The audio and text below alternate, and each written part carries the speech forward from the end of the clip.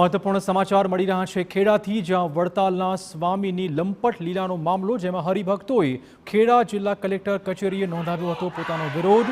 હરિભક્તોનો banner સાથે વિરોધ સામે આવ્યો છે। ભક્તોએ વિરોધ કરી કલેક્ટરમાં રજૂઆત કરી હતી। લંપટ સાધુઓને સંપ્રદાયમાંથી દૂર કરવાની તેઓની માંગણી છે।